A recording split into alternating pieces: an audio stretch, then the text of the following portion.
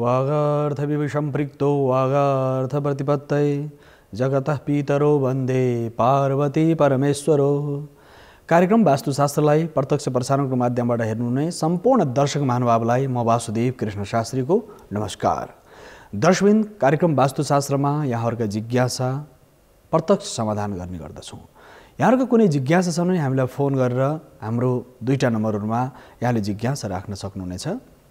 यसका साथसाथै यदि यहाँले घर बनाउँदै हुनुहुन्छ अथवा कुनै फ्याक्ट्री कल कारखाना कुनै पनि केही निर्माण गर्दै हुनुहुन्छ भनेदेखि त्यो निर्माणको सन्दर्भमा बनाउने जति पनि नक्साङ्कन गर्दै हुनुहुन्छ भने हामीलाई कान्तिपुर टेलिभिजनको यो कार्यक्रमको आफ्नो इमेल आइडी छ। त्यो इमेल आइडीमा यहाँले त्यो नक्सा प्रेषित गर्न सक्नुहुनेछ। जुन नक्साको जति पनि समस्याहरू छन् त्यसमा अथवा बनाउँदै हुनुहुन्छ भने बनाउने क्रममा हुनुहुन्छ भने त्यो नक्साको प्रत्येक भागहरूलाई हेरेर त्यसको प्रत्यक्ष समाधान हामी गर्नेछौँ। यसका साथसाथै वास्तुशास्त्रमा कुनै पनि जिज्ञासा समस्या समाधान समस्या छन्, समस्याका समाधानहरू छन्। त्यो समस्याका समाधानहरूलाई कसरी समस्या र समाधान, समस्या एउटा छ समाधान एउटा, समस्या र समाधानको अन्तर्निहित जुन आयामहरू छन्, वास्तवमा कुनै पनि काम गर्न थाल्नुहुन्छ भने त्यहाँ समस्याहरू अवश्य पनि देखा पर्न सक्छन्।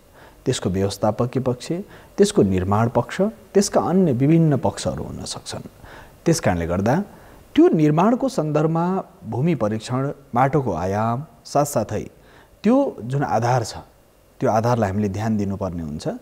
त्यो आधारलाई ध्यान दिँदा भूमिको बनावट, भूगोलको बनावट, भूगोलको स्वरूप, भूगोलको त्यो रङ रूप स्वाद सुगन्ध आकृति प्रकृति प्रत्येकले प्रभाव पारिरहेको हुन्छ। प्रत्येकको प्रभाव प्रत्यक्ष रूपमा रहन्छ। त्यस कारणले नक्सा जुन घडेरी छ त्यो घडेरीको नक्सा पनि पठाइदिनु होला। नक्सा, घडेरीको नक्सा, त्यसपछि घरको अथवा फ्याक्ट्रीको अथवा कल कारखाना अथवा तपाईँको घर कुनै कोठामै बस्नुहुन्छ, एउटा कोठामा बस्नुहुन्छ भने पनि हातले नक्सा लेखेर तपाईँले हाम्रो कान्तिपुर टेलिभिजनको इमेलमा इमेल गरिदिन सक्नु, त्यसलाई इमेल PDF फाइल बनाएर पठाइदिन सक्नुहुन्छ। तपाईँले सामान्य हातले पनि स्केच गर्न सकिन्छ। तपाईँ कुनै एउटै कोठामा पनि तपाईँको जीविकोपार्जन चलाउनु परेको छ, जीविकोपार्जन गर्नु परेको छ, एउटै कोठामा त्यहीँ भान्सा त्यहाँ राख्नु पर्यो, त्यहाँ सारा कुरा, अथवा दुईवटा कोठा छ अथवा केही छ भने त्यो तपाईँ बस्ने ठाउँको भागलाई नै लिएर पनि वास्तु मिलाउन सकिन्छ। त्यसकारणले चिन्ताको विषय छैन दर्शकवृन्द। हाम्रो प्रयास नै मानिसले सुख शान्ति समृद्धि प्राप्त गरून्, सबै प्रकारका अप्ठ्यारोहरूबाट ऊ बाहिर निक्लिन सकोस्, यो आधार नै हो। त्यसकारणले गर्दाखेरि यो अति आवश्यक छ दर्शकवृन्द कि केही वास्तुमा त्यो समस्याहरू छन्, समस्याको समाधानहरू पनि रहेका छन्। त्यसकारणले म यो छोटो एउटा विश्राम दर्शकहरूसँग सानो विश्राम लिनेछु, फेरि म आउनेछु। यो छोटो विश्राम यहाँको लागि एउटा विश्राम गर्न गइरहेको छु दर्शकवृन्द कि यो विश्रामपछि पुनः म यहाँहरू सामने फेरि आउनेछु।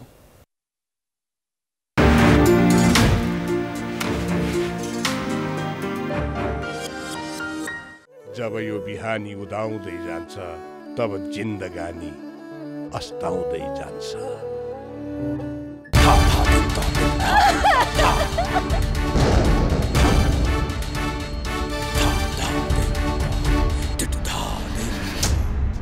आफूलाई देउतै हो भनेर घमण्ड नगर्नुस्। एक दिन यो राक्षसी रूपलाई सबै सामु देखाउँछु म।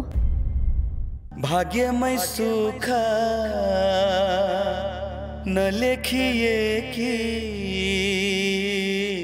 कठै बिचारी सन्ध्या, कठै बिचारी सन्ध्या।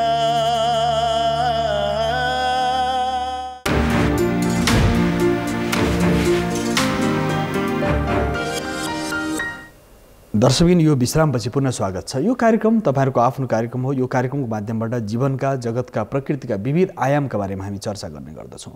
त्यसकारणले दर्शकबिन, हामी वास्तुशास्त्रमा माटोको परीक्षण, माटोको बनावट अथवा माटोको स्वाद सुगन्धको बारेमा एउटा चर्चा गर्नेछौँ भने धेरै दर्शकहरूका नक्साहरू पनि आएका छन्। त्यस विषयमा हामी चर्चा गर्ने नै छौँ। एउटा महत्त्वपूर्ण आयाम छ। धेरै दर्शकले एउटा समान प्रश्न सोध्नु भएको छ। यो समान प्रश्नको उत्तर हामी दिने प्रयास गर्नेछौँ। यो वास्तवमा भूत हुन्छ कि हुँदैन, प्रेत हुन्छ कि हुँदैन, तर्साउने हुन्छ कि हुँदैन, डराउने, डर देखाउने हुन्छ कि हुँदैन, अथवा किन हुन्छ त, वास्तुले के भन्छ यसको बारेमा भन्ने हाम्रा धेरै मित्रहरूको यो जिज्ञासालाई यहाँ समाधान गरिनेछ। यो वास्तवमा भूत, प्रेत, पिशाच, डाकिनी, साकिनी, बेताल, विभिन्न जुन अदृश्य शक्तिहरू र दृश्य शक्ति, दुई खालका शक्तिहरू चराचर जगतमा देखिन्छन्। एउटा दृश्य जगतमा जुन देखिन्छ सबै जसरी तपाईँ अगाडि टेलिभिजन छ, विभिन्न प्रकारको खाट पलङ घर जो जे भौतिक जे देखिन्छ, सारा अस्तित्व सत्ताले जुन यो हाम्रो दृश्य आँखाले देख्दछ, दृश्य जुन हाम्रो आँखाले देख्ने जति पनि हामी पदार्थहरू देख्छौँ, विभिन्न सामग्रीहरू देख्छौँ, यो दृश्य जगतमा देखिने सामग्रीहरू हो। यसका साथसाथै अर्को अदृश्य हामी जो देख्दैनौँ, त्यो अदृश्य नदेखिने शक्तिमा के छ? मन छ र विभिन्न प्रकारका दैविक शक्तिहरू, विभिन्न प्रकारका विभिन्न पैसाची शक्तिहरू छन् जो देखिँदैन, जसको यात्रा उनी वायुमाथि सवार हुन्छ। वायु भने हावाको गतिसँगै उनीहरू हिँड्छन्। पृथ्वीको कुनै भूखण्डमा त्यहाँ उनीहरूको बास हुन्छ, जलमा बास हुन्छ र साथसाथै त्यो खुल्लापनमा उनीहरू विचरण गर्छन्। तर त्यो देखिँदैन, कुनै पनि अवस्थाबाट त्यो देखिँदैन। किन भन्दाखेरि त्यो प्रत्यक्ष हुनै सक्दैन, किन उसको अस्तित्व छ तर ऊ प्रत्यक्ष छैन। जसरी हावाको अस्तित्व छ र हावा चलेपछि तपाईँलाई थाहा हुन्छ, पात हल्लेपछि, धुलो उडेपछि तपाईँको शरीरमा लागे, चिसो लाग्यो अथवा गाह्रो हो भने त्यति बेला थाहा हुन्छ तपाईँलाई।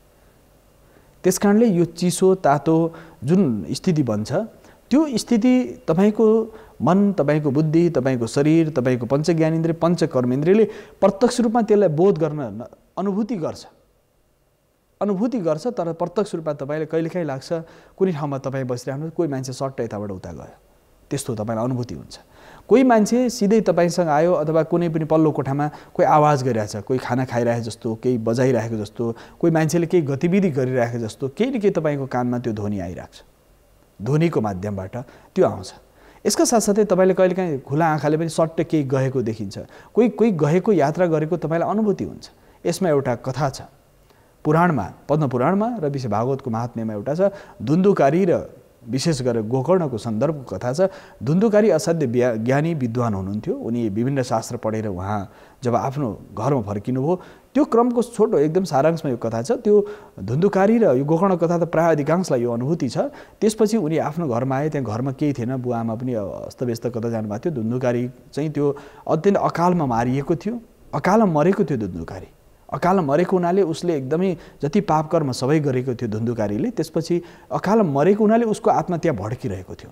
जब गोकर्ण महाज्ञानी पण्डित भएर त्यहाँ आउनुभयो, त्यहाँ आएपछि त्यसले तर्सायो। कहिले भैँसी हुन्छ, कहिले राँगो हुने, कहिले ठुलो रुख जस्तो हुने, कहिले तर्साउने, कहिले यताबाट जाने उताबाट जाने, एकदमै धेरै उत्पात मचाए। रातभर सुत्न दिएन र अन्तिम प्रहरमा ब्रह्ममुहूर्तको बेला जब गोकर्णले सारा यो तमासा रातभरि देख्नुभयो, कहिले के गर्ने, कहिले विभिन्न स्वरूप बनाएर प्रकट हुने, यो देखिसकेपछि धुन्धुकारी को यो स्वरूपमा विभिन्न भएपछि उहाँ एकदम तपस्वी हुनुहुन्थ्यो गोकर्ण। उहाँले जल उठाएर भन्नुभयो, तिमी को हो, प्रकट हो, तिमी प्रत्यक्ष आऊ मेरो सामने भनेर उहाँले जब मन्त्रद्वारा त्यो भावलाई बाँधिदिनु भयो। गोकर्णले बाँधिसकेपछि प्रकट भयो, म तपाईँको आफ्नो सखा हुँ, आफ्नो भाइ हुँ।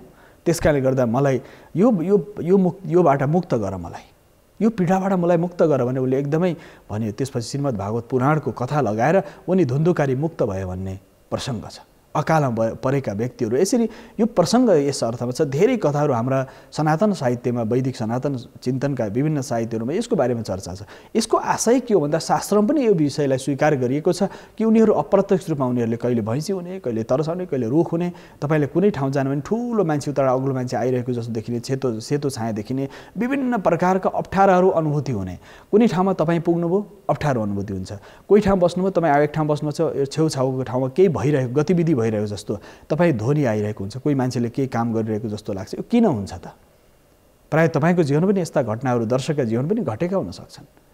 त्यसको आधार के हो भनेदेखि जुन व्यक्ति जुन ठाउँमा असाध्यै धेरै उसको लगाव छ, असाध्यै धेरै त्योसँग उसको सम्बन्ध छ भनेदेखि के हुन्छ भने कोही घरको कोही वरिष्ठ सदस्यलाई कुनै कोठा असाध्य प्रिय छ तर उहाँहरू त्यहाँबाट उहाँको शरीर छुट्यो भने त्यो ठाउँमा उहाँहरूको त्यो गतिशीलता, त्यो वायुको रूपमा कहिले विभिन्न स्वरूपमा आएर त्यहाँ बस्ने, त्यो भावलाई त्यहाँ ध्वनिहरू प्रकट गर्ने, त्यहाँ उहाँहरूले जसरी खाना खाने अथवा जे गर्ने गतिविधि जे गर्ने त्यो गए जस्तो आए जस्तो कि विभिन्न बोधहरू गराउन खोज्ने। यसको कारण के भने यो उहाँ मुक्त भएका छैन, ती अमुक्त छन्, त्यो मुक्त भएको छैन, त्यो ठाउँमा आएर उनले प्रभाव पाइरहेका छन् र त्यो ठाउँमा जसमा मन बुद्धि चित्तको जो प्रियता थियो त्यो प्रियताको कारणले त्यो ठाउँमा आएर बसिरहेका छन्। एक खालको यो घर परिवार समाजमा हुने एउटा पक्ष के छन्, अत्यन्त दुष्ट आत्माहरू, दुष्ट प्रकृतिका जुन आत्माहरू छन्, ती दुष्ट आत्माहरू आएर त्यो ठाउँमा निवास गर्छन् र त्यहाँ उनीहरूले आफ्नो घर बनाउँछन् तर देखिँदैन।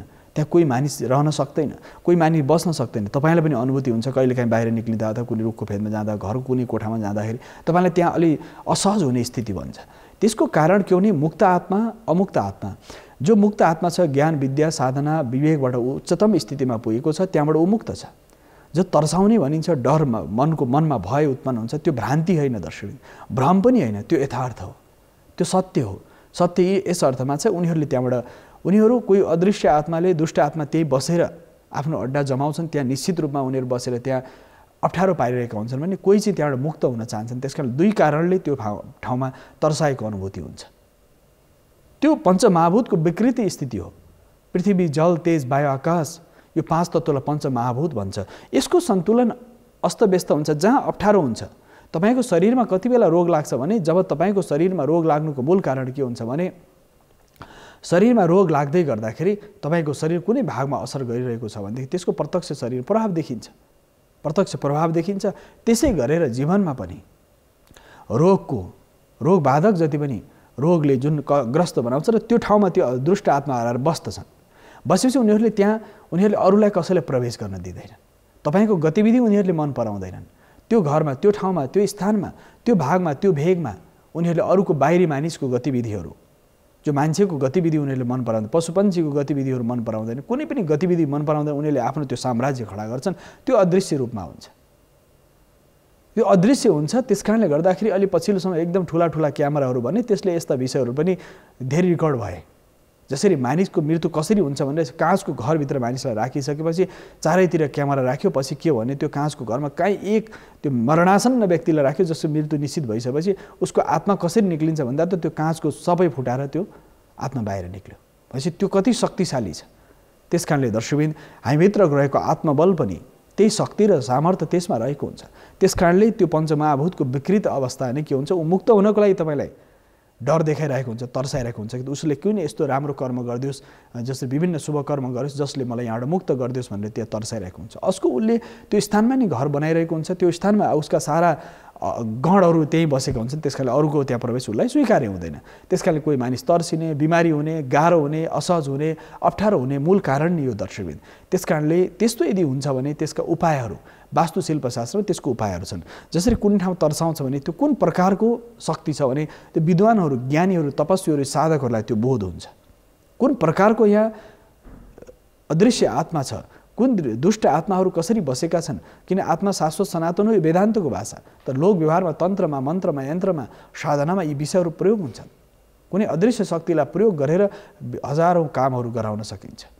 मारण, मोहन, वशीकरण, स्तम्भन, उच्चाटन, षट्कर्म जुन छ, यो षट्कर्मको स्रोत पनि वास्तवमा जुन शास्त्रीय आयाम छ त्यो आधार नै के हो भन्दा दर्शकवृन्द यो सारा आयाम नै त्यसको लागि के गर्ने भन्दा त्यो तर्सायो। अब त्यसको समाधान के हो भन्दाखेरि कुन प्रकृतिको शक्ति छ, त्यो शक्तिको मुक्तिको लागि गीता पढाएर, हनुमान चालिसा पढाएर, अरू कुनै पनि धर्मशास्त्र यज्ञ गरेर, पूजा गरेर, होम गरेर, हवन गरेर, के गरेर त्यो त्यहाँको त्यो अदृश्य शक्तिलाई हटाउन सकिन्छ। अथवा भागवत पुराण लगाएर कुनै पनि प्रकारले गरेर सकिन्छ। तर यदि त्यो गर्दा पनि त्यो एन्टिबायोटिक जस्तो काम हुन्छ। केही दिन ठिक हुन्छ, फेरि सुरु भइहाल्छ। केही दिन त्यहाँबाट भागेर जान्छन्, फेरि आएर त्यो तपाईँको साधनाको शक्ति हुन्जेल त्यहाँ रहन्छन्, फेरि साधनाको शक्ति सिद्धेपछि फेरि फर्केर त्यहाँ आउँछन्। त्यसको लागि चाहिँ वास्तुशिल्पमा जानकार वास्तुशास्त्रीसँग, तन्त्रशास्त्र विशेषज्ञहरूसँग त्यो स्थानलाई देखाएर त्यो स्थानको जति नकारात्मक ऊर्जा छ त्यो नकारात्मक ऊर्जालाई हटाएर त्यहाँभित्र कुनै पनि अदृश्य शक्ति गाडिएको छ भनेदेखि त्यो भूखण्डमा अलि पछिल्लो समय वास्तु हेर्ने क्रममा धेरै यस्ता भूखण्डहरू जहाँ शल्य विचार भनेर भनिन्छ। वास्तुमा शल्य भनेको जहाँ हड्डी, जसरी मानिसहरू एकदम प्रिय, तपाईँलाई कुकुर प्रिय छ, कुकुर तपाईँको मऱ्यो भने घरको यदि तपाईँको प्राङ्गणमा वरिपरि कुकुर गाड्नु भने तपाईँले त्यसले तर्साउँछ। यदि कुनै गाई वस्तुहरू मरे, कृषकहरूले अधिकांश के गर्छन्, गाई वस्तु मरे अथवा कुखुरा जुन घरपालुवा जति पनि जीव जन्तुहरू छन् यी मऱ्यो भने हामी के गर्छौँ, घरको छेउछाउ करेसामा गाडिदिन्छौँ। त्यो असाध्य अशुभ मानिन्छ। त्यसले नकारात्मक ऊर्जा उत्पन्न गर्छ। त्यो नकारात्मक ऊर्जाले के हुन्छ, त्यो भेगलाई असर गर्छ। यदि कुनै गाई वस्तुहरू अथवा कुनै पशु चौपायाहरू अथवा कोही पनि र कुनै पनि शिशु पनि, अबोध शिशु पनि बाल्यकालमा उसको शरीर छुट्यो भने कुनै ठाउँलाई धेरै टाढा लगेर त्यो शिशुको अन्त्येष्टि संस्कार गर्नुपर्ने हुन्छ। त्यस कारणले गर्दा दर्शकवृन्द यो विषय बडा गम्भीर विषय छ। यो गम्भीर यस अर्थमा छ कि तपाईँ पशु चोपाए मर्दा पनि तपाईँले आफ्नो घरको छेउछाउ कम्पाउन्ड गार्डनमा त्यो सल्ले दोष लाग्छ। सल्ले दोष लागेपछि फेरि पशु चोपाए कहिले पनि तपाईँको उन्नति हुँदैन। जसरी पशु चोपाए तपाईँले मरे त्यहीँ गाडिदिनु भयो भनेदेखि के हुन्छ नि, पशु चोपाएले कहिले बढ्न सक्दैन, वृद्धि हुँदै हुँदैन। त्यसको असर त्यहीँ त्यसको शक्ति, त्यसको सत्व, त्यो आत्मा हो, त्यो त्यहीँ घुमिरहेको हुन्छ। त्यो मुक्त नभने स्थितिमा पशुभावमा गएको स्थिति मुक्त हुन चाहँदैन। मनुष्य मात्र यस्तो सामर्थ्यशाली साधक हुनसक्छ मनुष्य, जसले चाहिँ पशुभावबाट बाहिर निक्लिन सक्छ, पशुत्वबाट बाहिर निक्लिन सक्छ। पशुभावबाट बाहिर निक्लिनु लागि त्यो साधनाको यात्रा आवश्यक छ। त्यसकारण दर्शकबिन त्यो साधनाको यात्रामा अगाडि बढ्दाखेरि त्यो जुन शाश्वत सनातनको जुन क्रम छ त्यो साधनाको यात्रामा अगाडि बढ्न सकिन्छ र त्यसकारणले त्यस्ता अशुभ तत्त्वहरूलाई हटाउन सकिन्छ। सम्पूर्ण रूपमा हटाउनलाई त वास्तु शोधन नै गर्नुपर्छ, भूमि शोधन नै गर्नु, गृह शोधन नै गर्नुपर्छ। जो शरीरमा कुनै रोग लाग्यो भनेदेखि त्यसलाई सम्पूर्ण रूपमा त्यो शरीरका सारा अवयवलाई हटाउनै पर्छ, जति नकारात्मक असर छन् त्यो हटाउनै पर्छ। त्यसकारणले भूमि शोधन अथवा भूमि शोधन, गृह शोधन भनेर भनिन्छ। त्यो भूमिलाई शोधन गर्नु पर्यो, त्यो भूमिमा कुन प्रकारको अदृश्य शक्ति छ त्यो शक्तिलाई पत्ता लगाएर त्यसको समाधान गर्नु पर्यो, यो स्थिति छ। यसका साथसाथै यदि भूमि शोधनको पद्धति गर्नु पर्यो, यज्ञ हवन पूजा मन्त्र पाठ तन्त्र यन्त्रको प्रयोग, यन्त्र विभिन्न प्रकारका माङ्गलिक सामग्रीहरू राखेर पनि त्यसको असरलाई कम गर्न सकिन्छ भने त्यस्तो शक्तिहरू राखेर महावीर वीर बजरङ्गबली आदि भनेर भनिन्छ नि। हनुमानलाई वीरका पनि वीर महावीर भनिन्छ, भगवान शङ्करलाई भूतका पनि भूतनाथ भनिन्छ। सम्पूर्ण भूत चराचर जगतलाई जसले आफ्नो अधीनस्थ भूत भविष्य वर्तमान काल महाकाल भनिन्छ, जसले आफ्नो अधीनस्थ गरेका छन्, यस्ता शक्तिशाली शक्तिको आयाम नै त्यहाँ यसरी स्थापित हुन्छ दर्शकबिन। तसर्थ जीवनमा शक्तिका आधारहरू, शक्ति र सामर्थ्यहरू यसरी अगाडि बढेर जान्छन् कि मानव जीवनमा शक्ति र सामर्थ्य उत्पादन गर्नको लागि साधना आवश्यक छ। तन्त्र मन्त्र यन्त्र पाठ हवन यज्ञ महायज्ञ आदि आवश्यक पर्दछ। त्यसकारणले दर्शकबिन त्यस्ता खालका अदृश्य शक्तिहरूलाई र देशमा पनि अकालमा असाध्य धेरै मानिसहरूको मृत्यु भयो, अकालमा असाध्य धेरै मानिसहरू मरे। उनीहरूको आत्मा भड्किरहेको छ। उनीहरूले जीवनमा केही गरौँला, केही उन्नति प्रगति गरौँला, जीवनमा केही गरौँला भनेर धरतीमा आज यति धेरै अपराध बढेको छ। त्यो अपराध आज मनुष्यको रूपमा राक्षसी शक्तिहरू आज प्रकट भएका छन्। देख्दा मनुष्य देखिन्छ, तर त्यो के हुन्छ, उसको व्यवहार, उसको काम कर्तव्य, उसका सारा कामहरू के छन्, सब पिशाच जस्तो स्वभावमा ऊ प्रकट हुन्छ। उसलाई कुनै कसैको केही मतलब रहेन, तर देखिँदा मनुष्य स्वरूपमा छ। पहिले भूत प्रेतहरू अदृश्य शक्तिहरू हुन्थ्यो भने अहिले ती भूत प्रेतहरू पनि विभिन्न रूपमा मनुष्यको रूपमा प्रकट भएका छन् भन्ने एकजना सन्तले भन्नुहुन्थ्यो। यसको आधार के हो भन्दाखेरि उनीहरूले फेरि यो समाजलाई के भाड्ने, दुःख दिने, अप्ठ्यारो पार्ने, अप्ठ्यारो परिस्थिति निर्माण। यज्ञ गर्दैछ कसैले, राम्रो यज्ञ गर्दैछ, त्यो यज्ञ गर्दैन यज्ञलाई भाड्ने भनेदेखि उसमा भूत प्रेत पिशाचको वास त त्यो मनुष्यको रूपमा मान्छे देखिन्छ, तर के छ, उसभित्र भूतको प्रवेश भएको छ, प्रेतको प्रवेश भएको छ, उभित्र पिशाचको प्रवेश भएको छ। त्यसकारणले त्यो तपाईँले गरेको राम्रा कामहरू, शुभ कामहरूलाई रोक्न प्रयास गर्छ। तपाईँले गरेका राम्रा कामहरूलाई, समाजले गरेका, राष्ट्रले गरेका र विभिन्न ज्ञानी सज्जन सन्तहरूले गरेका राम्रा कामहरूलाई रोक्ने प्रयास गर्छ भने त्यो व्यक्तिभित्र पिशाचको वास छ, भूतको वास छ, प्रेतले उसलाई सताइरहेको छ। त्यो प्रेतत्व भावबाट मुक्त हुनुपर्छ। यसकारण मनुष्य पनि यसरी मनुष्यको स्वरूप विभिन्न स्वरूप छन्। रासिक मनुष्य, तामसिक मनुष्य, सात्विक मनुष्यको स्वभावहरू यस्ता सात्विक रासिक तामसिक, दैवी सम्पदा भएको मनुष्य, आसुरी सम्पदा राक्षसी सम्पदा भएको मनुष्य, दैवी सम्पदा भएको मनुष्य। मनुष्यभित्र यस्ता भेदहरू छन्। मनुष्य देख्दा त्यो सुन्दर स्वरूप भएको मान्छे देखिन्छ, तर उभित्र प्रेतको वास छ कि भूतको राक्षसको पिशाचको के वास छ, जसले गर्दाखेरि समाजका राम्रा कामहरूलाई बिगार्न खोज्छ भनेदेखि त्यो राम्रा कामहरू, सत्य सत्सङ्ग गरेका कामहरू, शुभ कर्महरू, यज्ञ यज्ञादि पुण्यका कर्महरूलाई उसले भाड्न प्रयास गर्छ भने उसभित्र राक्षसी शक्तिले उसभित्र वास गरेको छ, प्रेतत्व शक्तिले उसभित्र वास गरेको छ। त्यसलाई त्यो प्रेत बोलिरहेको छ। काशीमा एकजना ठुला सन्त हुनुहुन्थ्यो, 100 वर्षभन्दा माथिका एकजना कोही व्यक्ति उहाँको सम्मुख आएर भन्यो कि लामो जिब्रो देखाएर म त भगवती महाकाली हुँ, हाहार हु गरेर उसले एकदम महाराजीलाई तर्सायो। स्वामीजी एकदम ठुलो तपस्वी, तान्त्रिक, तन्त्र मन्त्र यन्त्र सिद्ध, साक्षात् विश्वनाथको स्वरूप मानिन्छ। 100 वर्षभन्दा माथि, अहिले पनि सम्भवतः जीवित हुनुहुन्छ, 100 वर्षभन्दा माथिको। त्यसो गरेपछि महाराजले विचार गर्नुभयो कि यो किन यसरी यो उत्पात मचाइरहेछ, कहिले पिट्न खोज्ने, कहिले कुट्न खोज्ने, तर छेउ नआउने, भाँडाहरू भत्काइदिने, के गर्ने, कहिले काली हुँ भन्ने, कहिले भैरव हुँ, कहिले भैरवी हुँ भन्ने, पुरा कपाल फिजाउने, लामो लामो जिब्रो निकाल्ने, तर्साउने। अनि महाराजले मन्त्र पढेर त्यो व्यक्तिमाथि फ्याँकिदिनु भयो। त्यसपछि त्यो स्थिर भएर भन्न थाल्यो, म ब्रह्म राक्षस हुँ, म यही केही नजिकको छेउ मैले चाहिँ आफ्नो मृत्यु वरण गरेँ, मैले विभिन्न कारणबाट मैले मृत्युवरण गरेँ, त्यस कारणले गर्दाखेरि म ब्रह्म राक्षस भएर यहाँ सारा सबलाई दुःख दिइरहेछु। सन्तहरूलाई त म देख्नै सक्दिनँ। सन्तहरूलाई देख्यो कि अब कमजोर सन्त त गइहाले, मेरो उसमा आक्रोशमा आइसकेर उनीहरू समाप्त भए। अब तपाईँसँग म चाहिँ यहाँ शक्ति अजमाउन आयो भने चाहिँ उहाँले फेरि त्यसपछि आफ्नो मन्त्र बलले र विशेष विभिन्न आयामबाट उसलाई त्यस प्रिय तत्त्व ब्रह्म राक्षस जुन थियो स्वरूपबाट उसलाई निकालिदिनु भयो र उसको शक्ति पुरै क्षण गरिदिनु भयो। पछि फेरि मनुष्य स्वरूपमा प्रकट भयो। मान्छे प्रत्यक्ष मनुष्य, उसको शरीरभित्र प्रवेश गरेर प्रेत शक्ति देखिँदा म के भन्छ, म देवी हुँ, देवता हुँ, काली हुँ, भद्रकाली विभिन्न स्वरूप तपाईँले भ्रमित बनाइदिन्छ। र यस कारणले यो भ्रम सिर्जना गर्छ, म यो देवी हुँ, म त्यो देवी हुँ, म देवता हुँ भनेर भ्रम सिर्जना गरिदिन्छ। त्यो भ्रम सिर्जना गरेपछि मानिसले विश्वास गर्नु बाह साक्षात् केही कुरो मिले जस्तो पनि लाग्छ।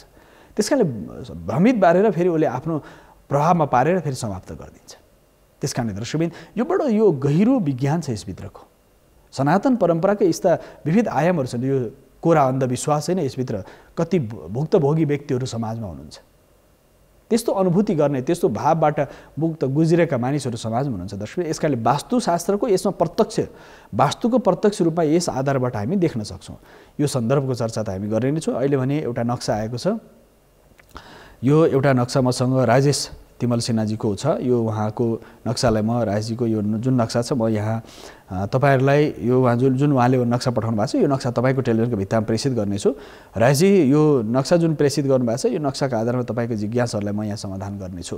र यो जुन नक्सा तपाईले राजेशजीले पठाउनु भएको नक्सा छ, यो नक्साको आधारमा विचार गर्दाखेरि तपाईको एकै खालको नक्सा, विगतमा पनि यस्तै खालको नक्सा एउटा आएको थियो। यसमा सबभन्दा पहिले त तपाईको टिभीको भित्तामा एउटा नक्सा हामी प्रेषित गर्दैछौँ। यो जुन नक्सा छ यसमा जसरी बाटो उत्तरपट्टि छ, बाटो उत्तरपट्टिको बाटो प्रभावकारी मानिन्छ। बाटो उत्तरपट्टिको प्रभावकारी मानिन्छ र बाटो बनाउँदाखेरि जसरी पानीको स्रोत कहाँ राख्ने भनेर तपाईको जिज्ञासा छ। पानीको स्रोत जहिले पनि उत्तर बाटो भए पनि, उत्तर पूर्व मूल प्रवेश भए पनि ईशान कोणमा जहिले पनि पानीको स्रोत उत्तर पूर्वमा नै राख्नुपर्छ। उत्तर पूर्वमा ईशान कोणमा पानीको स्रोत राख्यो भने त्यहाँको जति नकारात्मक प्रभाव हुन्छ यो सबै बिस्तारै घटेर जान्छ, पहिलो कुरा।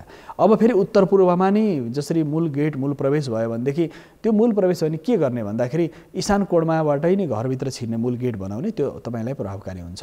र पार्किङहरू राख्न मिल्छ मिल्दैन भन्ने कुरा छ। पार्किङ पूर्वमा राख्न मिल्छ, छिरेपछि त पार्किङ पूर्व राख्न पाइयो। मात्रै पूर्वतिर के राख्न मिल्दैन भन्दाखेरि टोयलेट बाथरुम हुँदैन।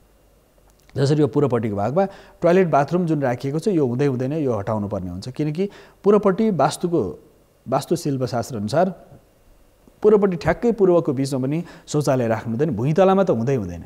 माथिल्लो तलासम्म केही वैकल्पिक प्रभावहरू उपचारहरू गरेर दोस्रो तलामासम्म राख्न सकिन्छ। भुइँतलामा भने पूर्वपट्टि बिचको भागमा शौचालय राख्नु हुँदैन। त्यसले असाध्य नकारात्मक ऊर्जाहरू, नकारात्मक असरहरू नित्य निरन्तर पार्दछ। त्यसकारणले गर्दा पूर्वपट्टिको जुन बिचको भाग छ यसमा वास्तुशिल्पशास्त्र अनुसार यो भागमा तपाईले शौचालय राख्नु भएन। राजेशजी, यो यहाँबाट शौचालय हटाउनु होला, एउटा सन्दर्भ। यसका साथसाथै अर्को सन्दर्भ छ यो नक्सामा, अरू केही विषयहरू छन्। जसरी भर्याङ पनि यो ब्रह्मस्थान केन्द्र सेन्टर पोइन्ट भनिन्छ, ब्रह्मस्थान भनिन्छ। जसरी यो यताबाट यो उत्तरपट्टि यो उत्तर पश्चिमको भागबाट दक्षिण पश्चिम हामीले जसरी रेखा तान्यौँ, यहाँबाट सिधा रेखा तान्दाखेरि यो बिचमा यदि यसरी जसरी यो बिचमा पिलर पर्यो यो राख्ने हुँदैन। यो सेन्टर पोइन्ट जसरी यहाँबाट यसरी तान्दाखेरि के भयो, यो यसको छेउछाउ आयो भने यो सेन्टर पोइन्ट अलिकति यो पिलरलाई हामीले विचार गर्नुपर्छ कि 9वटा पिलर राख्दाखेरि यो सेन्टर पोइन्ट यहाँबाट यसरी तान्नु, यहाँबाट तान्दाखेरि ठ्याक्कै बिचमा पर्छ कि पर्दैन यो ध्यान दिनुपर्छ। ठ्याक्कै बिचभन्दा अलिकति यताउता सार्नुपर्ने हुन्छ। सिधा बिचमा सेन्टर ब्रह्मस्थानमा नि यो मूल पिलर हामीले राख्नु हुँदैन, अलि दायाँ बायाँ गर्नुपर्ने हुन्छ। र यही ठाउँबाट भर्याङ पनि बनाउनु त लिफ्ट पनि बनाउनु हुँदैन, शौचालय पनि यो बिचको ठाउँमा बनाउन मिल्दैन। किनकि बिचको ठाउँमा यदि शौचालय बनाउनु भयो, भर्याङ राख्नु, भर्याङको चढ्ने सिँढी राख्नुभयो अथवा यहाँ भारी सामान राख्नुभयो भने तपाईँ सुत्नु भएको छ, तपाईँले अनुभूति गर्नु होला। उत्तान्य परेर सुत्नु भएको छ, हात तपाईँको छातीमाथि चाहिँ हात पर्यो भनेदेखि आफ्नो हात नै तपाईँलाई यस्तो अप्ठ्यारो हुन्छ, ऐठन पर्ने, गाह्रो हुने, अप्ठ्यारो हुने हुन्छ। त्यसकारणले गर्दाखेरि यस्तै गरी यो वास्तवमा पनि यो भूमिमा बिचको ठाउँलाई यदि थिचियो भने त्यो भूमिको प्रत्यक्ष प्रभाव पर्दछ। त्यसले असाध्य नकारात्मक असरहरू नित्य निरन्तर पारिरहेको हुन्छ। त्यसकारणले नकारात्मक असर पारिरहेको हुनाले त्यो भूमिमा हामीले ध्यान दिनुपर्ने अवस्था के छ भने त्यो नकारात्मक असरलाई हामीले घटाउन सकिन्छ, नकारात्मक असरलाई कम गर्न सकिन्छ। त्यो नकारात्मक असर घटाउने आयामहरू छन् दर्शकबिन। त्यसकारणले गर्दाखेरि यो नकारात्मक असर बिचको ब्रह्मस्थानलाई खाली राख्नुपर्छ। दोस्रो पक्ष शौचालय, जसरी कुनै पनि भूखण्ड छ भने शौचालय जहिले पनि यो बिचको पश्चिमपट्टिको भागमा, दक्षिणपट्टिको भागमा राख्न, दुईटा भाग सरै राम्रो मानिन्छ। शौचालय उत्तर पश्चिमको यो भागमा पनि राख्न सकिन्छ शौचालय, तर यो ठ्याक्कै उत्तरपट्टि टाँसेर होइन, अलिकति यतापट्टि उत्तर पश्चिमको भागमा शौचालय राख्न सकिन्छ। तर ठ्याक्कै उत्तर पश्चिम नै बाह्य कोणमा राख्न मिल्दैन, बाह्यबाट केही हटेर राख्न सकिन्छ। शौचालयको लागि एटेच टोयलेट बाथरुमको लागि पश्चिमपट्टिको बिचको भाग, दक्षिणपट्टिको बिचको भाग र यो उत्तर पश्चिमको जुन भाग छ यसमा राख्न सकिन्छ। यसका साथसाथै अर्को सन्दर्भ छ उत्तरपट्टि पूजा कोठाको लागि जहिले पनि उत्तर पूर्व, जसरी उत्तरदेखि पूर्वसम्मको भागलाई 90 डिग्रीमा काटिन्छ, ईशान कोणमा पूजा कोठा उत्तर पूर्व भागमा जहिले पनि पूजा कोठा बसाउन सकिन्छ। तर पूजा कोठाभन्दा माथि मुनि शौचालय हुनु हुँदैन। पहिलो कुरा, शौचालय यदि भयो भनेदेखि यसले समस्या गर्छ। त्यसकारणले गर्दा पूर्व उत्तरमा शौचालय राख्न मिल्दैन। ईशान कोणमा त शौचालय बनाउनै हुँदैन। यदि एटेच टोयलेट बाथरुम छ अथवा भान्सा छ भने त्यो सबैभन्दा धेरै तपाईँको लागि कष्टकारक हुन्छ। ईशान कोणको भान्साले अथवा ईशान कोणको मूल व्यक्तिको शयन कक्षले समस्याहरू उत्पन्न गर्छ। यसकारणले यति जुन राजी यो जुन छ यति सुझावहरू मैले यहाँलाई प्रदान गरेँ। यस आधारमा तपाईँले यो घरको वास्तु मिलाउनु भयो भने अवश्य हुन्छ। जसो माथिल्लो तलाहरूको बारेमा हामीले चर्चा गर्दाखेरि माथिल्लो तलामा पनि वास्तुशिल्पशास्त्र छ। जति माथिको तलाहरू छन्, माथिको तलाहरूको निर्माण गर्दाखेरि जसरी भान्सामाथि ठिक्क भान्सामाथि मान्छे सुत्न मिल्दैन। भान्साको ठिक्क माथि सुत्यो भनेदेखि के हुन्छ भन्दाखेरि तलपट्टि आगो बालेको छ, माथिपट्टि मान्छे सुत्छ। ठ्याक्कै त्यही चुलोको सिधा माथि, त्यो चुलोको सिधा माथि मान्छे सुत्यो भने अस्वस्थ हुन्छ, समस्याहरू उत्पन्न हुन्छन्। साथसाथै सेफ्टी ट्याङ्की, टोयलेट शौचालयको जुन जति पनि फोहोरहरू निक्लेको हुन्छ, तपाईँको भान्साबाट निक्लेको भयो, शौचालयबाट नुहाएको भयो, विभिन्न प्रकारको फोहोर सामग्रीहरू जति हामी पाइपको माध्यमबाट यदि घरभित्र पानी ट्याङ्की त्यति अशुभ मानिँदैन पानी ट्याङ्की। तर घरभित्र तपाईँले त्यो शौचालयको सेफ्टी ट्याङ्की होत पनि भनिन्छ तराईतिर, त्यो सेफ्टी ट्याङ्की यदि घरभित्र पऱ्यो भने धेरै स्वास्थ्यमा समस्या गर्छ। त्यो पाइपको माध्यमबाट बाहिर निकालेर बाहिर अलग्गै सेफ्टी ट्याङ्की बनाउनुपर्छ। घरभित्र सेफ्टी ट्याङ्की कहिले पनि बनाउँदैन, किनकि अब 4 आना जग्गा छ, 3 आना जग्गा छ, घरभित्रै सेफ्टी ट्याङ्की बनाउनु पर्यो। त्यो वास्तुअनुसार असाध्य अशुभ मानिन्छ, किनकि फोहोर सामग्री जब तपाईँ एकत्रित हुन्छ तपाईँको घरको मूल जगमै भन्दाखेरि त्यो तपाईँ जग नै कमजोर भएर जान्छ। त्यसकारणले उत्तर पूर्व ईशान कोण पानीको ट्याङ्की सो मानिन्छ, तर सेफ्टी ट्याङ्की जहिले पनि अशुभ मानिन्छ, किनकि त्यो असाध्य कष्टकारक हुन्छ। त्यसकारण ईशान कोण जहिले पनि सरसफा हुनु पर्यो। ईशान कोण जहिले पनि सकारात्मक ऊर्जा सञ्चार गर्ने हुनु पर्यो। ईशान कोणमा नकारात्मक ऊर्जाहरू बिस्तारै अस्तव्यस्त जुन ऊर्जाहरू छ त्यो ऊर्जाले त्यहाँ दबाब दिइरहेको हुन्छ, त्यो ऊर्जाको सन्तुलन मिलाउनु पर्यो। त्यसकारण ईशान कोणमा तपाईँको जुन ग्रहगत समस्या छ अथवा चाहिँ वास्तुगत समस्या छ भने ईशान कोण जहिले पनि प्रभावकारी हुनु पर्यो। घरमा अशान्त, अप्ठ्यारो, अशुभ भइरहेको छ, तपाईँको घरको नक्सा मिलेको छैन भने हामीलाई तपाईँले यसरी जसरी राजीले पठाउनु भएको छ यसरी तपाईँले पनि नक्सा प्रेषित गर्न सक्नुहुन्छ। त्यो नक्सा फोटो खिचेर पनि हाल्न सक्नुहुन्छ। हामीले व्हाट्सएप भाइबरमा पनि यो विषयमा हामीले चर्चा गर्न विचार गरेछौँ। व्हाट्सएप भाइबर एउटा कुनै नम्बर राखेर त्यसमा भाइबरको माध्यमबाट पनि व्हाट्सएपको माध्यमबाट प्रत्यक्ष कलरसँग कुरा पनि हुनसक्छ। अब फोनको माध्यमबाट मानिसहरूलाई के हुन्छ नि, अब घर बनिसक्यो कसरी फेर्ने, तर पनि धेरै दर्शकहरू जिज्ञासा के छ नि, यो कार्यक्रमको माध्यमबाट धेरैले समाधान पाउनु भएको प्रत्यक्ष भेटमा पनि भन्ने गर्नुहुन्छ कि यो कार्यक्रमको माध्यमबाट धेरै दर्शकहरूले, हजारौँ दर्शकहरूले प्रत्यक्ष समाधान पाएको र ठ्याक्कै कुनै एउटा विषयमा चर्चा गर्दा मेरो घर यस्तै खालको थियो, यसरी नै यो समाधान पाएँ मैले भन्ने धेरै दर्शकहरू भेटिन्छन्। त्यसकारणले दर्शकबिन यो वास्तु पनि यदि यहाँहरूले नक्सा प्रेषित गर्न चाहनुहुन्छ, नक्सा पठाएर आफ्नो जिज्ञासा राख्न चाहनुहुन्छ भने हामीलाई चाहिँ हाम्रो इमेलमा तपाईँले नक्सा प्रेषित गर्न सक्नुहुन्छ। अहिले भन्ने छोटो विश्रामको समय आइसकेको छु, विश्रामपछि पुनः आउने नै छु।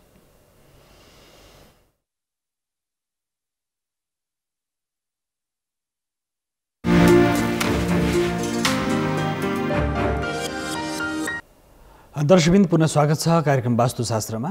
यो वास्तुशास्त्रमा आफ्ना जिज्ञासाहरू राख्न सक्नुहुनेछ। हामीले चर्चा गरिरहेका थियौँ नक्साको बारेमा। नक्सा भुइँतला जसरी तपाईँको बनेको हुन्छ त्यसरी नै त्यो भुइँतलाभन्दा माथिल्लो तलाहरू पनि त्यसरी बनाएर जानुपर्ने हुन्छ। जसरी शौचालय तपाईँले दक्षिणपट्टिको बिचको भागमा, पश्चिमपट्टिको बिचको भागमा, उत्तर पश्चिमको भागमा राख्नुभयो। सेफ्टी ट्याङ्की यदि सानो जग्गा छ, उत्तर मोहडाको मात्र जग्गा छ, दक्षिण मोहडाको छ, पूर्व मोहडाको छ, पश्चिम मोहडा छ, कुन मोहडाको जग्गा छ त्यो मोहडाको आधारमा त्यसको नकारात्मक असरलाई कम गर्न सकिन्छ। जसरी एक मोहडाको एकतर्फी मुख भएको जग्गाको तपाईँको राशि, तपाईँको नक्षत्र, त्यो घरमूली अथवा त्यो जग्गामूलीको राशि नक्षत्र, साथसाथै ग्रहको स्थिति, साथसाथै त्यो घरमूलीको राशि नक्षत्र ग्रहको स्थिति, यसका साथै त्यो जग्गाको त्यो स्थानको राशि नक्षत्र पनि हुन्छ। जसरी कुनै ठाउँको, जसरी मानौँ कसैलाई बानेश्वर भनेको वृष राशि भयो, कोही वृष राशिको व्यक्तिलाई बानेश्वर ठिक हुन्छ कि हुँदैन त, यो स्थिति हुन्छ। त्यो ठाउँको जुन ठाउँ तपाईँको छ, मूल ठाउँ सहरको नाम छ, त्यो सहरको नाम, गाउँको नाम, टोलको पनि राशि हुन्छ, त्यो नामको अक्षर हुन्छ। त्यो टोलको नाम, राशि, अक्षर, त्यो ठाउँको नामको अक्षर। कोही मानिस अब काठमाडौँ छ भन्ने सहर छ एउटा, काठमाडौँ सहर छ, काठमाडौँ सहरमा काठमाडौँ कको अक्षर, का अक्षरको राशि स्वामी, राशि भनेको बुध, राशि स्वामी ग्रह बुध हो, राशि भनेको मिथुन हो। बेबोकाकी मृगशिरा नक्षत्रको जुन का अक्षर छ त्यो का अक्षर अनुसार मिथुन राशि भयो भने काठमाडौँको मिथुन राशि भयो। अब तपाईँको राशि के छ? त्यो काठमाडौँको राशि, त्यसपछि फेरि तपाईँ बानेश्वर बस्नुहुन्छ भने बानेश्वर राशि वृष भयो। मूल सहरको राशि मेष भयो, त्यहाँको बानेश्वर राशि वृष भयो। त्यसपछि त्यो वृष भयो भने त्यो टोलको राशि के हो? यसरी राशि तपाईँको सहर, टोल र तपाईँको स्थानको राशि, त्यो तीनटा राशिसँग तपाईँको परिवारको राशिसँग त्यो मेल खान्छ कि खाँदैन? त्यो मेल खान्छ भने तपाईँले त्यहाँ प्रगति गर्न सक्नुहुन्छ, त्यहाँ प्रशस्त उन्नति गर्न सक्छ, सामान्य प्रयासबाटै तपाईँले उन्नति गर्न सक्नुहुन्छ। यदि त्यो ठाउँसँग तपाईँको राशिको तालमेल मिलेन भने तपाईँलाई त्यहाँ अप्ठ्यारो हुन्छ। व्यवसाय सुरु गर्नुभयो, व्यवसाय अगाडि बढ्दैन। धेरै दर्शकहरूका यस्ता छन्, धेरै व्यक्तिगत भेटमा धेरै दर्शकहरूको यस्तो अवस्था छ, कुनै ठाउँ राम्रो चलिरहेको पसल छ, कुनै कारणबाट त्यहाँबाट उहाँले सार्नु पर्यो, कतै लानु पर्यो। लानु पर्दाखेरि त्यो कुनै ठाउँमा उहाँले सार्नु भयो, सार्ने बित्तिकै त्यहाँ एकदमै सुनसान छ, केही कामै चल्दैन, व्यापार व्यवसाय कामै अगाडि नै बढ्दैन, अप्ठ्यारो भइरहेको छ, कुनै सहजै हुँदैन स्थिति। त्यो सहज नहुनुको कारण के हो त? त्यो एकदमै राम्रो चलेको व्यापार तपाईँले ठाउँ सार्ने बित्तिकै तपाईँलाई एकदमै नोक्सान भएको छ। अथवा कुनै व्यवसाय तपाईँले सुरु गर्नु, व्यवसाय सुरु गर्ने बित्तिकै हामीले व्यापारिक वास्तुमा, कर्पोरेट वास्तुमा यो विषयमा चर्चा गरिसक्छौँ। यो कान्तिपुर टेलिभिजनको यो कार्यक्रममा युट्युब च्यानलमा अब अवश्य पनि छ, वास्तुशास्त्र कान्तिपुर टेलिभिजन गऱ्यो भने त्यसमा हामीले राशि अनुसार कर्पोरेट वास्तुको बारेमा चर्चा गरेका छौँ दर्शकबिन। त्यस कारणले गर्दा कर्पोरेट वास्तुको जुन आयाम छ, कर्पोरेट वास्तुको जुन प्रसङ्ग छ, त्यही आधारमा तपाईँको तपाईँले काम गर्ने ठाउँको सहर नभए त्यो ठाउँको ठाउँ अथवा त्यो टोल अथवा त्यो गल्ली, त्यो कुन ठाउँ बस्नुहुन्छ त्यस आधारमा त्यो राशिको गणना हुन्छ। त्यो राशिको एउटा राशिको प्रमाणिक मान छ, त्यो मानको आधारमा त्यसको एउटा मूलाङ्क हुन्छ। त्यो मूलाङ्क निकालिन्छ भने तपाईँको पार्टनर, तपाईँको जति पनि तपाईँ त्यो जग्गाबाट प्रत्यक्ष लाभ प्राप्त गर्ने, लाभांश प्राप्त गर्ने व्यक्तित्वहरू, त्यो लाभांश प्राप्त गर्ने व्यक्ति र तपाईँको सहितको जुन आयाम छ, त्यो सम्पूर्ण आयाममा लाभांश प्राप्त गर्ने व्यक्ति र तपाईँको जुन सम्बन्ध छ, त्यो सम्बन्ध कति सकारात्मक छ या नकारात्मक छ, कति प्रभावकारी छ, त्यो सन्दर्भ बडो महत्त्वपूर्ण हुन्छ। त्यसकारणले गर्दाखेरि त्यो राशिको र यो दुईटा राशिको जुन सन्तुलन र सम्बन्ध हामी कायम गऱ्यौँ भने त्यसले सकारात्मक ऊर्जा विस्तार गर्दछ। त्यो सकारात्मक ऊर्जाले हामीलाई सुख, शान्ति, समृद्धि प्रदान गर्दछ। त्यसकारणले सकारात्मक ऊर्जाको सञ्चार त्यो अति आवश्यक छ। सकारात्मक ऊर्जाको सञ्चारले, त्यो सकारात्मक ऊर्जा निरन्तर गतिशील भयो भनेदेखि तपाईँलाई सबै प्रकार कष्टहरू समाधान भएर जान्छन्, सबै प्रकार समस्याहरू समाधान भएर जान्छन्। त्यसकारणले त्यो कष्टलाई समाधान गर्नलाई अथवा त्यो सकारात्मक ऊर्जा तपाईँले पाउनुभयो, समस्या समाधान भयो। त्यो नकारात्मक ऊर्जाले तपाईँलाई दुःख दियो, त्यो समस्याहरू उत्पन्न हुँदै गए। भनाइको आशय त्यो ठाउँसँग तपाईँको राशिको तालमेल मिलेको छ कि छैन। यदि राशिको तालमेल मिलेको छ भनेदेखि असाध्यै सकारात्मक छ। राशिको तालमेल मिलेन भनेदेखि तपाईँ त्योबाट प्रगति गर्न सक्नुहुन्न, आर्थिक उन्नति हुँदैन, समस्याहरू बढेर जान्छन्, विविध प्रकारका समस्याले गाह्रो पारिरहेको हुन्छ। त्यसकारणले तपाईँले व्यापार व्यवसाय आरम्भ गर्दै हुनुहुन्छ भने कर्पोरेट वास्तुअनुसार, कर्पोरेट वास्तुको सिद्धान्त अनुसार त्यो स्थानलाई तपाईँले सर्वप्रथम परिष्कृत गर्ने, त्यसपछि त्यो राशिअनुसार तपाईँको त्यो ठाउँ तपाईँलाई उपयुक्त हुन्छ कि हुँदैन त्यो विषयमा काकणी विद्या भनिन्छ, त्यो विद्याअनुसार त्यो ठाउँको परीक्षण गर्ने, त्यसपछि व्यवसाय सुरु गर्ने, त्यो वास्तुअनुसार सबै मिलाउने, त्यसपछि व्यापार व्यवसायले उन्नतिको शिखरमा प्राप्त गर्न सक्छ। तपाईँको प्रारब्ध कर्मको केही प्रभाव पनि हुन्छ। यो सञ्चित कर्म, प्रारब्ध कर्म र यो वास्तुको प्रभाव, यो सारा आयामहरू जोडेर मान्छे सफल हुन सक्छ। सञ्चित कर्मको आधार र साथसाथै प्रारब्ध कर्मको आधार, यो आधारकोबाट उसको जीवनमा सुख, दुःख, लाभ, हानि, जय पराजय सारा आयामहरू स्थापित हुन्छ जीवनमा। त्यसकारणले यो सुख, दुःख, लाभ, हानि, जय पराजयको जुन सिद्धान्त छ, यो आधार के हो भन्दाखेरि मानिसको जीवनमा सबै प्रकारले सर्वविध कल्याणको जुन यात्रा छ, सबै प्रकारको कल्याणको यात्रामा हामी जुन अगाडि बढ्छौँ, त्यो सर्वविध प्रकार कल्याणको यात्रामा अगाडि बढ्नको लागि धेरै विषयहरूले तपाईँलाई साथ दिनुपर्छ। धेरै प्रभावहरू, सकारात्मक ऊर्जाहरू तपाईँको जीवनमा गतिशील हुनुपर्छ। त्यसकारणले सकारात्मक ऊर्जाको सन्तुलनले मानिसलाई उत्साही, उमङ्ग र समृद्ध बनाउन सक्छ। नकारात्मक ऊर्जाले दुःख, अशान्ति, कष्ट, क्लेश, पीडा दिन सक्छ। त्यसकारणले ऊर्जाको यो असन्तुलन भाव छ, ऊर्जाको अस्तव्यस्तता छ, ऊर्जाको यो अस्तव्यस्ततालाई हामी सन्तुलित गर्न चाहन्छौँ भने, वास्तुको सकारात्मक ऊर्जाबाट हामी अगाडि बढ्न चाहन्छौँ भने यसका जति पनि नकारात्मक तत्त्वहरू छन्, यो नकारात्मक तत्त्वबाट हामीले मुक्त हुनको लागि विभिन्न आयाममा हामीले कार्य गर्नुपर्छ। नकारात्मक ऊर्जाको जुन प्रभाव छ, त्यो प्रभावबाट बसलाई यज्ञ गर्ने, हवन गर्ने, माङ्गलिक चिन्हको प्रयोग गर्ने, यसका साथसाथै त्यो स्थानलाई विभिन्न प्रकारले परिशोधन गर्ने, शुद्ध गर्ने त्यहाँ केही यन्त्र राख्ने, बोट बिरुवाहरू राख्ने, त्यसले त्यहाँको नकारात्मक ऊर्जालाई कम गर्दछ। नकारात्मक ऊर्जा घटेपछि के हुन्छ? जसरी एउटा घर छ, एउटा अफिस छ, त्यो बिमारी हुन सक्छ। भौतिक रूपमा हामी देखिन्छ सबै सुन्दर छ, इन्टेरियरको हिसाबले एकदम सुन्दर छ, त्यहाँ राखेका प्रत्येक सामग्रीहरू एकदमै राम्रा छन्, त्यहाँका प्रत्येक सामग्रीहरू असाध्य सुन्दर छन्, सुन्दर प्रकारले त्यहाँ सजाइएका छन्। तर सुन्दर प्रकारले सजाइएका जति पनि सामग्रीहरू छन्, सुन्दर प्रकारले सजाइएका सामग्रीहरूको नकारात्मक असर त परिरहेको छैन, हेर्दाखेरि सुन्दर देखिन्छन्। त्यहाँ राखेका प्रत्येक सामग्रीहरू राम्रा छन्, त्यो रङको पनि व्यवस्थित रङ मिलाएको छ, पर्दा व्यवस्थित छ, तर त्यो ठाउँ यदि मिलेको छैन भने त्यसले झन् समस्या गर्छ। व्यावसायिक रूपमा पनि, व्यावसायिक कर्पोरेट वास्तुमा यो विषयमा चर्चा हुन्छ। पर्यावरणीय दृष्टिकोणबाट नि तपाईँ पर्यावरणीय दृष्टिकोणबाट जुन स्थानमा तपाईँ बस्नुहुन्छ त्यो स्थानमा यदि हावाको आगमन राम्ररी छैन, पृथ्वीको आकर्षण शक्तिको प्रेसर दबाव कति छ, जलको स्थिति के छ, तेजको अवस्था के छ, वायुको आगमन कस्तो छ, पृथ्वी जल तेज वायु आकाश यो पञ्च तत्त्व, साथसाथै मनको स्थिति के छ, तपाईँको बुद्धिको अवस्था के छ, चित्तको अवस्था के छ, साथसाथै त्यतिले मात्र पुगेन। पूर्व पश्चिम उत्तर दक्षिण आग्नेय नैऋत्य वायु ईशानको स्थिति के छ, त्यो ईशान कोण अशुद्ध छ अथवा अशुभ भाग छ, ईशान कोणतिर समस्या छ, अथवा दक्षिण पूर्व आग्नेय कोणतिर समस्या छ, या नैऋत्य कोणतिर समस्या छ, या वायव्य कोणतिर समस्या छ, या धरतीमा समस्या छ, धरतीको माथिल्लो भागमा समस्या छ। समस्या कहाँ छ? समस्या कहाँ छ र त्यो समस्याको कारण के हो, समस्याको कारक तत्त्व के हो, त्यो बडो महत्त्वपूर्ण छ। त्यसकारणले समस्या जुन छ त्यो समस्या कुन प्रकारको छ, त्यो दिशामा हुने दोष, पूर्वमा पश्चिममा उत्तरमा दक्षिण उपदिशाहरू, आग्नेय नैऋत्य वायु ईशानमा हुने दोष, धरती र आकाशबाट आउने ऊर्जाको प्रभाव, त्यो नकारात्मक छ भने त्यसको समाधानका आयामहरू छन्। त्यसकारणले दर्शकवृन्द, वास्तुशास्त्रमा सारा विषय नै प्रकृतिसँग मानव जीवनको तालमेलको सिद्धान्त वास्तुशास्त्र हो। प्रकृतिसँग मानव जीवनको तालमेल यदि बिग्रियो, अप्ठ्यारो हो, त्यो तालमेल बिग्रियो भने, मिलेन भने के हुन्छ? समस्याहरू उत्पन्न हुन्छ। त्यो तालमेल जब व्यवस्थित हुन्छ, त्यो तालमेल जब मिल्छ, प्रकृतिसँग तपाईँको तालमेल मिल्यो भनेदेखि सारा आयामले तत्र देव सहायकृत भनेर भनिन्छ, त्यहाँ देवताले पनि तपाईँलाई सहायता गर्न आउँछन्। देवताले पनि त्यहाँ तपाईँलाई सहायता गर्छन्। त्यो देवता भने के हो त? सूर्य देवता, चन्द्रमा देवता, वातु देवता, वनस्पति देवता, विभिन्न देवताहरू, वेदका मन्त्रहरू छन्। त्यो सारा देवता कसलाई भनिएको छ? कसलाई देवता? सूर्य पनि देवता हुन्, वायु पनि देवता हुन्, जल पनि देवता हुन्, पृथ्वी पनि देवता हुन्, अग्नि पनि देवता हुन्। साथसाथै यी सारा देवताहरू त्यो कुपित भयो भने तपाईँलाई कष्ट छ, सारा देवताहरू प्रसन्न भयो भने तपाईँलाई सुख छ, शान्ति छ। देवताको दुःख, देवता जुन आपो देवता, जलका अधिष्ठात्री देवता वरुण, वायुका अधिष्ठात्री देवता वायु, धरतीको अधिष्ठात्री देवता धरती माता, त्यहाँको अधिष्ठात्री देवता भूदेव, विश्वदेव भनेर भनिन्छ।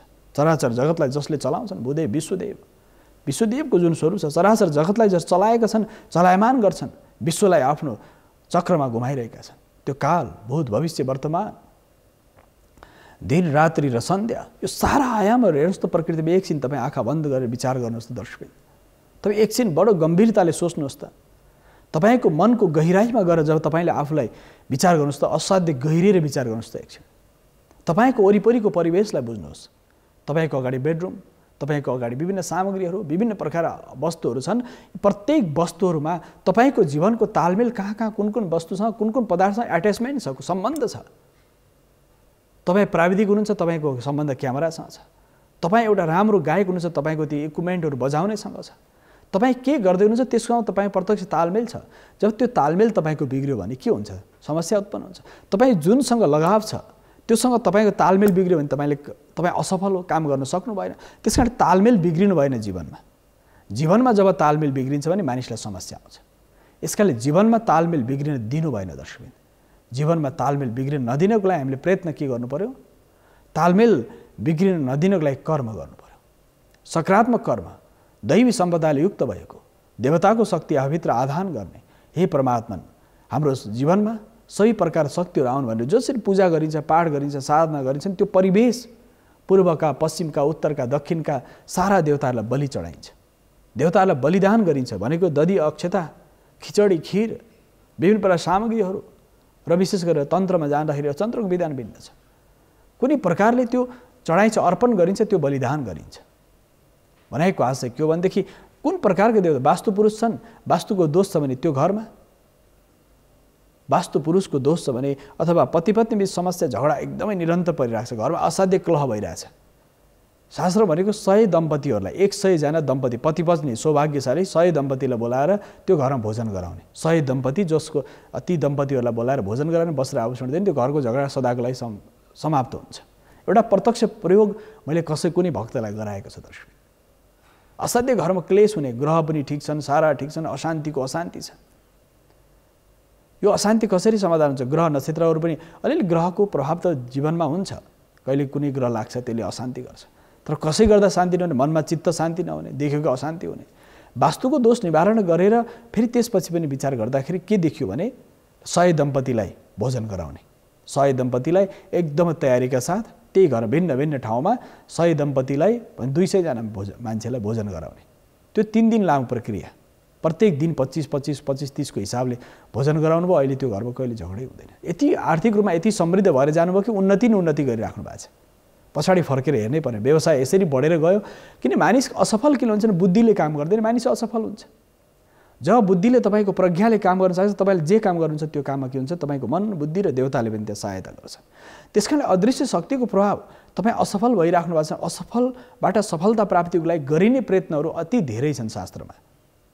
त्यो प्रत्यक्ष रूपमा प्रयास गर्दाखेरि मानिस व्यावसायिक रूपमा असफल भइरहेको छ भने के खाल कुन प्रयोग गर्ने जसले गर्दा तुरन्त उसलाई परिणाम दिन सक्छ? शारीरिक रूपमा उसलाई अस्वस्थता छ, कुन प्रयोग गर्ने जसले स्वास्थ्य प्राप्त गर्न सक्छ? मानसिक रूपमा ऊ अस्वस्थ छ, कुन प्रकारले उसको मानसिक शान्ति उसले प्राप्त गर्न सक्छ? कुन प्रकारको समस्या हो त्यसको ठ्याक्कै समाधान के गर्ने त? अन्त वास्तुमा, धर्मशास्त्रमा, हाम्रो सनातन तन्त्रशास्त्रको उपासना पद्धतिमा यो विषय छ। त्यो विषय प्रत्यक्ष रूपमा छ। त्यसकाले यस्ता धेरै दिव्य ग्रन्थहरू बिस्तारै बिस्तारै विलुप्त भइसकेका छन्, विलुप्त भएर गएका छन्। त्यसकाले दिव्य ग्रन्थहरू विलुप्त हुनुको कारण के हो भने समाज आज कर्तव्य विभूडको स्थितिमा छ। समाजलाई मार्गदर्शन गर्ने धर्मले, धर्मशास्त्रले, धर्मशास्त्रको अनुयायीहरूले, साधकहरूले, तर आज ती व्यक्तिहरू धर्मशास्त्रका केही नाममा रहेका व्यक्तिहरू पनि आज के छन्? त्यो प्रेतत्व शक्तिले बास गरेर उल्टो पुल्टो कुराहरू गरिरहेको छ।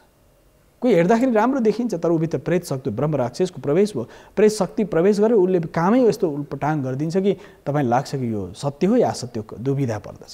त्यसकारण सात्विक वृत्ति भगवान कृष्णले जुन गीतामा भन्नुहुन्छ, सात्विक वृत्ति जब विकास हुन्छ, जब तपाईँको मनमा, तपाईँको बुद्धिमा जब सात्विक वृत्तिको विकास हुन्छ, वास्तु तपाईँले सब मिलाउनु भएको छ, वास्तु अनुसार मिलाउनु, त्यो घरले अवश्य तपाईँलाई सुख शान्ति समृद्धि अवश्य दिन्छ।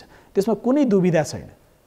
वास्तु मिलाएको घरमा बस्ने मानिसले सुख शान्ति समृद्धि व्यावसायिक प्रगति परिवारमा सबै प्रकारको सुख प्राप्त गर्छ। तर तपाईँको मनमा क्लेश छ, दुर्भावना छ, दुर्व्यसन छ, यदि पहिलेदेखि छ, जन्मान्तरको संस्कारले त्यहाँ आएको छ, दुर्व्यसन छ, कुकर्मको गतिमा हिँड्नु भएको छ भनेदेखि त्यसले के गरिरहेको छ भने तपाईँलाई कष्ट नै कष्ट दिइरहेको छ। त्यसबाट निक्लिनलाई मनोत्रास, शारीरिक, मानसिक, भावनात्मक जुनै प्रकार रोग लाग्न सक्छ। मानिसले भावनात्मक रोगले पीडित हुन सक्छ, मानसिक रोगले पीडित हुन सक्छ, शारीरिक रोगले पीडित हुन सक्छ। रोगको निवारण कसरी गर्ने त? रोग निवारणको उपायहरू के हुन सक्छन्? शारीरिक, मानसिक, आध्यात्मिक, आदि भौतिक, आध्यात्मिक त्रिविध ताप छ, वात पित्त कफको असन्तुलन छ भनेदेखि त्यो रोग निवारणको उपायहरू के हुन सक्छन् त? रोग निवारणका उपायहरू भिन्न भिन्न हुन सक्छन्। त्यस कारणले शास्त्रमा भनिएको छ, यदि यस्ता कुनै पनि समस्या आयो भने के गर्ने? शास्त्रार्थ गर्ने। शास्त्रले अर्थ, शास्त्रार्थ भनेको शास्त्रले अर्थ निकाल्ने, त्यो अर्थशास्त्रलाई अभ्यास गरेर अर्थ निकाल्ने, अर्थ निकाले त्यसको परिणाम खोज्ने, त्यसले समाजलाई सही दिशा दिन सक्छ, सही गति अगाडि लान सक्छ। जो विज्ञ पुरुषहरू छन् उनीहरू मौन, जो अल्पज्ञानी छन् बुरुक बुरुक उफ्रेका छन्। समाजको स्थिति यो छ, किन योग धर्म हो, कलियुगको धर्म हो।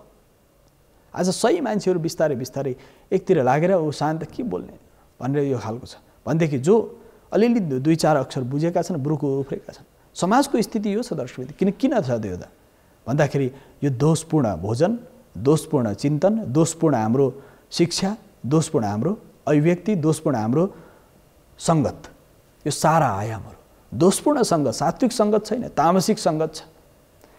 कसैको जन्मदिन छ, जन्मदिनको दिन अष्टचिरञ्जीवीको पूजा गरेर अष्टचिरञ्जीवीले मेरो आयुलाई बढाउनु भन्यो भने त्यस दिन गएर मानिसले मांस मदिरा सारा व्यवस्था गरेर ठुलो पार्टी गर्छ जन्मदिनको दिन। त्यसले परिणाम के ल्याउँछ? उसको मृत्यु निश्चित छ। मदिरा सेवन गर्यो भने त त्यो मृत्यु निश्चित छ। मांस मदिराको सेवन, अनेक प्रकारको कुकर्महरू, त्यसले के जन्मदिनको दिन वर्तमान भएको छ, तपस्या गर्नुपर्ने, ऋषि महर्षिलाई तर्पण गरेर तपस्या गरेर देवताको पितृको कुलको आशीर्वाद लिनुपर्ने, त्यो दिन पुरा दिव्य पार्टी गरेको छ भनेदेखि मानिसको प्रवृत्ति कसरी बढ्दै गएको छ दर्शक, त्यसले प्रत्यक्ष प्रभाव पारेको छ। पर तपाईँको समाज, परिवार, परिवेश, सारा विश्वलाई आज आक्रान्त गर्यो, कलिकालले आक्रान्त गरेको छ। त्यसकारणले सात्विक वृत्ति हुनेको, सात्विक भाव हुने व्यक्तिहरू जब एकत्रित भएर समाजका लागि काम गर्छन्, तिनीहरूले गरेको काममा तपाईँको सहयोग, सद्भाव, समन्वय रह्यो भनेदेखि त्यसले समाजलाई गतिशील बनाउँछ। कसैले राम्रो सुन्दर प्रकारले वास्तुअनुसार घर बनायो, अरू कुनै आउने बित्तिकै एउटाले उल्टो पुल्टो कुरो भन्थ्यो, बिचरा ऊ परेशान, किनकि उसभित्र आएको जो प्रेत भावले उसलाई त्यस्तो खालको प्रेरणा दिन्छ, उसले त्यही गर्छ। जो सात्विक वृत्तिका व्यक्तिहरू छन्, यो किन कम भयो त धरती? जब धरती नै स्वर्ग हो भनेर भनेको छ उपनिषदमा, धरतीमा स्वर्ग बनाउन सकिन्छ जब वृत्ति मानिसको सात्विक हुन्छ। राजसिक भावबाट, तामसिक भावबाट, अन्धकारबाट जब उज्यालोतिर मानिसको यात्रा हुन्छ, ज्ञानको यात्रातिर जब मानिस अगाडि बढ्छ, सारा समाजका समस्याहरू समाधान भएर जान्छन्। समाजमा प्रत्येक व्यक्ति आफ्नो आफ्नो कर्म, कुकर्म, शुभकर्म, राम्रा नराम्रा व्यक्तिहरू छन् समाजमा, त्यो आदिकालदेखि छन्। तर के हुन्छ भने यो शास्त्रमा के बताइएको छ भने त्यस्ता खालका प्रवृत्तिका व्यक्तिहरूले समाजलाई जुन प्रकारले समाजलाई दोहन गरिरहेका छन्, समाजलाई कष्ट पुर्याइरहेका छन्, भावनात्मक आघात पुर्याइरहेका छन्, त्यो के हुन्छ भने त्यसमा पिशाच शक्तिको वास छ। यसकारणले त्यसको पनि शान्ति गर्नुपर्ने हुन्छ। कसरी हुन सक्छ त? तपाईँभित्र लाग्छ तपाईँलाई मैले ठिक गरिरहेको छु, तर त्यो समाजको र विशेष तपाईँले व्यक्तित्व रूपमा लाग्छ कि यो समग्र विश्व कल्याणको लागि तपाईँले काम गर्दै हुनुहुन्छ, तर समाजका केही व्यक्तिहरू जसो प्रेतत्व भावको प्रभाव छ, त्यस्तो व्यक्तिहरू पनि उनीहरूको शान्ति र तपाईँको जीवनमा पनि यो खालको रूपान्तरण आवश्यक छ। जीवनमा ठुलो रूपान्तरण आवश्यक छ। त्यसको कसरी हुन्छ भन्दाखेरि योगद्वारा शरीरको शक्ति र सामर्थ्य वृद्धि हुन्छ। योगद्वारा सामर्थ्य वृद्धिको यात्रा, साधनाद्वारा सामर्थ्य वृद्धिको यात्रा, यज्ञ हवनद्वारा सामर्थ्य वृद्धिको यात्रा हामीले आरम्भ गर्नुपर्छ।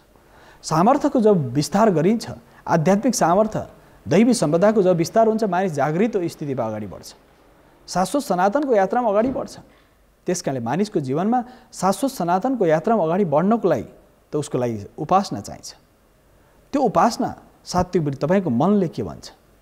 ओहो मैले त गलत त गरिरहेको छैन, तपाईँभित्र छ त्यो बोध छ, तर पनि गलत भइरहेको छ मानिसबाट।